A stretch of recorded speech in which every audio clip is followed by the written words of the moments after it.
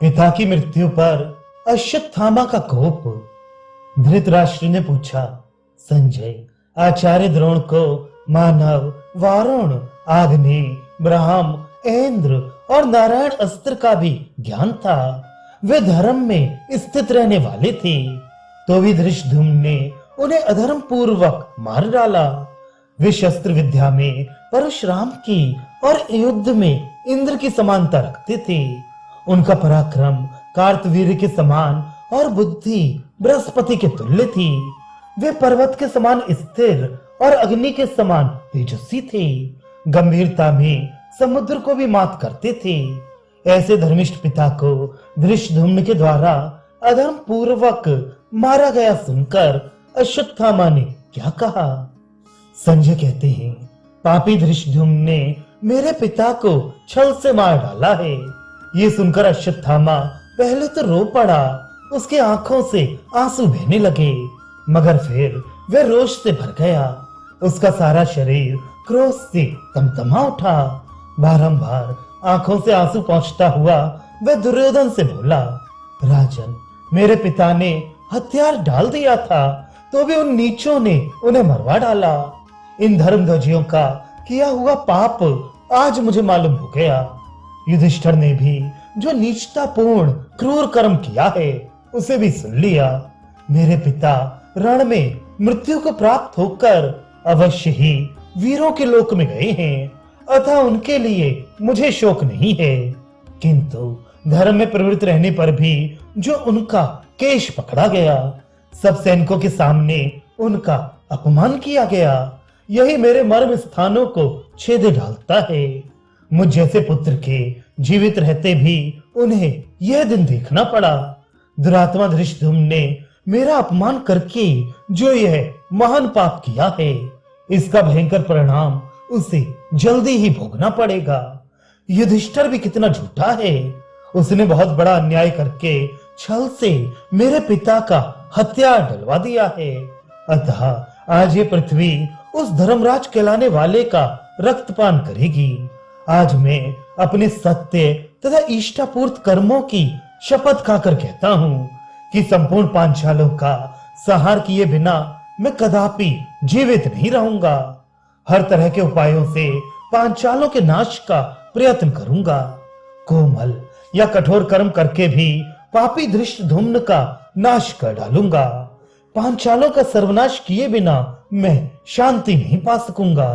संसार के लोग पुत्र की चाह इसीलिए करते हैं कि वह इहलोक तथा परलोक में महान भय से पिता की रक्षा करेगा, परंतु मैं जीवित ही हूँ और मेरे पिता की पुत्रहीन की सी दुर्दशा हुई है। धिक्कार है मेरे दिव्य अस्त्रों को, धिक्कार है मेरी इन भुजाओं और पराक्रम को, जो कि मेरे जैसे पुत्र को पाकर भी मेरे पिता का केश खींचा गया। अब मैं ऐसा काम करूंगा जिससे परलोकवासी पिता के ऋण से उऋण हो जाऊं। श्रेष्ठ पुरुष को अपनी प्रशंसा कभी नहीं करनी चाहिए, तथापि अपने पिता का वध मुझसे सहा नहीं जाता। इसीलिए अपना पौरुष कहकर सुनाता हूँ। आज श्री कृष्ण और पांडव मेरा पराक्रम देखें। उनकी संपूर्ण सेना को मिट्टी में मिलाकर प्रलय का दृश्य उपस्थित कर दूंगा। रथ में बैठकर संग्राम भूमि में पहुंचने पर आज मुझे देवता, गंधर्व, असुर, नाग और राक्षस भी जीत नहीं सकते। संसार में मुझसे या अर्जुन से बढ़कर दूसरा कोई अस्त्रवेत्ता नहीं है। उनकी संपूर्ण सेना को मिट्टी में मिलाकर प्रलय का दृश्य उपस्थित कर दूंगा। रथ में बैठकर संग्राम भूमि में पहुंचने पर आज मुझे देवता, गंधर्व, असुर, नाग और राक्षस भी जीत नहीं सकते। संसार में मुझसे या अर्जुन से बढ़कर दूसरा कोई अस्त्रवेत्ता नहीं है। मैं एक ऐसा अस्त्र जानता हूँ जिसे न श्री कृष्ण जानते हैं न अर्जुन। भीमसेन, युधिष्ठिर, नकुल, सहदेव, धृष्टद्युम्न, शिखंडी तथा सात्विकी को भी उसका ज्ञान नहीं है। पूर्व काल की बात है, मेरे पिता ने भगवान नारायण को नमस्कार करके उनकी विधिवत पूजा की थी। भगवान ने उनका पूजन स्वीकार किया और वर मांगने को कहा। पिता ने उनसे सर्वोत्तम नारायण अस्त्र की याचना की। तब भगवान बोले, मैं ये अस्त्र तुम्हें देता हूँ। अब युद्ध में तुम्हारा मुकाबला करने वाला कोई नहीं रह जाएगा, किंतु ब्राह्मण इसका सहसा प्रयोग नहीं करना चाहिए, क्योंकि यह अस्त्र शत्रु का नाश किए बिना लौटता नहीं, अवध्य का भी वध कर डालता है। इसको शांत करने के उपाय ये हैं, शत्रु अपना रथ छोड़कर उतर जाए, हथियार नीचे डाल दे और हाथ जोड़कर इसकी शरण में चला जाए, और किसी उपाय से इसका निवारण नहीं होता। ये कहकर उन्होंने अस्त्र दिया और मेरे पिता ने उसे ग्रहण करके मुझे भी सिखा दिया था।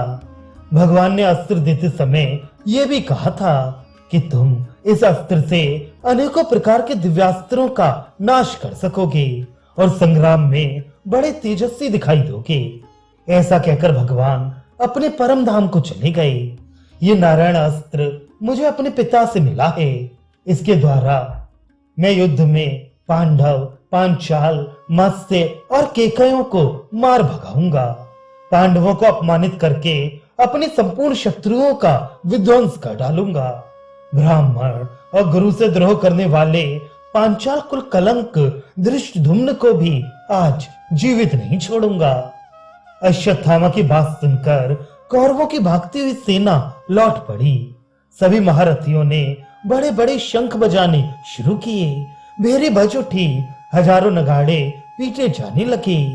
उन बाजों की तुमुल ध्वनि से आकाश और पृथ्वी गूंज उठी। मेघ की गंभीर गर्जना के समान उस तुमुल नाद को सुनकर पांडव महारथी एकत्र होकर परामर्श करने लगे। इस बीच में अश्वत्थामा ने आचमन करके दिव्य नारायण अस्त्र को प्रकट किया।